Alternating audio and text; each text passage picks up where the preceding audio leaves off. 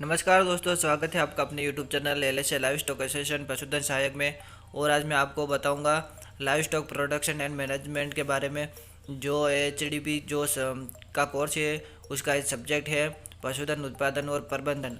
तो दोस्तों, पशुधन और उत्पादन ये है क्या क्या है पशुधन उत्पादन और प्रबंधन, और इससे संबंधित जो नॉर्मल जानकारी है वो आज मैं बताऊंगा। तो अभी तक आपने हमारे यूट्यूब चैनल को सब्सक्राइब नहीं किया है तो इसे ज़रूर सब्सक्राइब करें, क्योंकि फ्यूचर में मैं आपको वेटरनरी से संबंधित ऐसे बहुत जानकारी देने वाला हूं जो आपके बहुत ही काम आने वाली है।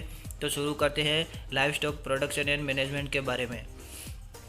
तो क्या है पशुधन उत्पादन और प्रबंधन? तो दोस्तों, आपको नाम से ही पता चल रहा है कि पशुधन और उत्पादन और प्रबंधन है क्या।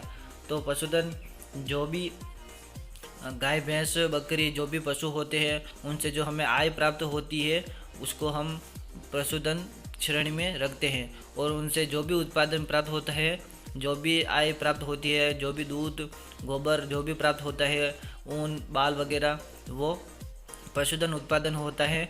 और प्रबंधन उनका मैनेजमेंट जो भी हम रख रखाव करते हैं वो प्रबंधन की श्रेणी में आता है। तो और जानते हैं पशुधन उत्पादन और प्रबंधन से संबंधित सामान्य जानकारी।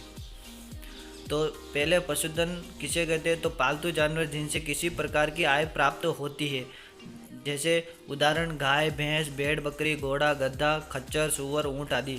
अर्थात कहने का मतलब ये है कि पशुधन कहते किसे, जो लाइव स्टॉक है उसको कहते किसे? तो जो भी पालतू जानवर है, जो भी पालतू पशु है, जो पेट्स हैं, उनसे हमें किसी भी प्रकार की आय या इनकम प्राप्त होती है, प्रोडक्शन प्राप्त होता है, तो वो पशुधन श्रेणी में आते हैं, उसे पशुधन कहते हैं। लेकिन हमें यह ध्यान रखना है कि मुर्गी कुत्ता बिल्ली और खरगोश पशुधन की श्रेणी में नहीं आते हैं। जो ये मुर्गी कुत्ता बिल्ली और खरगोश हैं वो पशुधन की श्रेणी में, लाइव स्टॉक की श्रेणी में नहीं आते हैं। और दूसरी बात, पशुधन इकाई अर्थात पशुधन इकाई कैसे कहते हैं? तो पशुधन इकाई में एक गाय भैंस, 2 सूअर, 3 बछड़े, 5 भेड़ बकरी। अर्थात कोई भी पूछ ले कि एक गाय भैंस की जो पशुधन इकाई है उसमें कितने जानवर आते हैं, तो गाय भैंस में एक एक गाय और भैंस आती है, और सूअर में 2 सूअर आते हैं, उनको पशुधन इकाई कहते हैं। और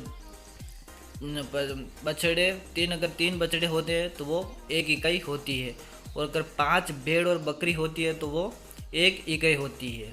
और जो पोल्ट्री मुर्गी होती है उसमें 100 मुर्गे आते हैं तो वो एक इकाई कहलाती है।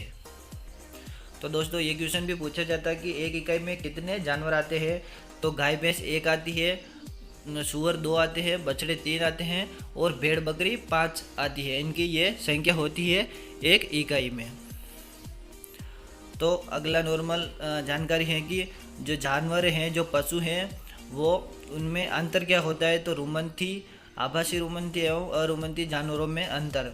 अर्थात जो रूमिनेंट्स है, सुडो रूमिनेंट्स है और नॉन रूमिनेंट्स है, उन पशुओं में जानवरों में अंतर क्या है, डिफरेंट क्या है? तो ये भी हमारे एनिमल मैनेजमेंट में बताया जाता है ताकि उनका प्रबंधन सही तरीके से हम कर सकें। तो जो रुमंथी जानवर होते हैं, जो रूमिनेंट जानवर होते हैं, वो जुगाली करते हैं, लेकिन सुडो रूमंथी जानवर है वो भी जुगाली करते हैं, लेकिन जो अरुमंथी जानवर है वो जुगाली नहीं करते हैं। ये हमें मुख्य ये अंतर है, इसका हमें ध्यान रखना चाहिए। और जो रुमंथी जानवर होते हैं उनके आमाशय होता है, जो स्टोमक होता है, उनके 4 भाग होते हैं। तो पहला है रुमन, दूसरा रेटिकुलम, तीसरा ओमेजम और चौथा ओबेमेजम। और जो सूडो रुमंथी होते हैं उनमें 3 भाग होते हैं, रुमन, रेटिकुलम और ओबेमेजम। जो ओमेजम होता है वह अनुपस्थित होता है। और अरुमंथी जानवर में एक ही भाग होता है जिसको स्टोमक डायरेक्ट आमाशय ही कहते हैं। और रुमंथी जानवर होते हैं उनमें कौन कौन से जानवर आते हैं, कौन कौन से पशु आते हैं? तो गाय भैंस भेड़ बकरी याक मिथुन हिरण जिराफ नीलगाय आदि। ये सभी जानवर पशु जुगाली करते हैं, और इनमें जो आमाशय होता है उनके 4 भाग पाए जाते हैं। और सूडो रुमंथी में, आभासी रुमंथी जानवर में, उसमें ऊँट और लामा ये दोनों जानवर आते हैं। और जो अरुमंथी जानवर है उसमें सूअर कुत्ता बिल्ली घोड़ा गधा खच्चर खरगोश आदि ये जानवर आते हैं, जिसको हम अरुमंथी नॉन रूमिनेंट्स जानवर कहते हैं, क्योंकि ये जुगाली नहीं करते हैं। और जो ओबेमिज्म को अर्थात आमाशय ट्रू स्टोमक कहा जाता है। जो ओबेमिज्म होता है उसको ट्रू स्टोमक कहा जाता है, यह हमें ध्यान रखना चाहिए। और ट्रू स्टोमक क्यों कहते हैं, मैंने आपको पिछली वीडियो में बताया था कि इसको ट्रू स्टोमक क्यों कहते हैं, क्योंकि इसमें पाचक एंजाइम स्रावित होते हैं, उसमें पाचक एंजाइम पाए जाते हैं, इसीलिए इसे ट्रू स्टोमक कहते हैं। और अगला देखते हैं कि डेयरी गाय के काल एवं अंतराल, अर्थात जो डेयरी कैटल होती है उसका समय और उन जो भी टर्मिनोलॉजी शब्दावली है उससे संबंधित, तो उसमें अंतराल क्या है। ठीक, पहला है गर्भकाल, गेस्टेशन पीरियड। अब गर्भकाल किसे कहते हैं, तो गर्भकाल जब गाय की जो कैटल होती है, पशु होता है, उसकी ए या फिर एन होने के बाद उसकी ब्याध पार्चुरेशन तक का समय गर्भकाल कहलाता है, जिसकी अवधि होती है 283 दिन। ये कैटल में होती है, बल्कि अलग अलग जानवरों में अलग अलग होती है। मैं ये आपको अगली वीडियो में ज़रूर बताऊंगा। अगला है कि दुग्ध काल, लैक्टेशन पीरियड, अर्थात गाय के ब्याने से लेकर जब तक वो दूध देती है, जो जितने भी दिन होते हैं, जितने भी महीने होते हैं, उसको हम दुग्ध काल लैक्टेशन पीरियड कहते हैं। और वो कैटल में 10 महीने का होता है और अलग अलग जानवरों में ये अलग अलग होता है।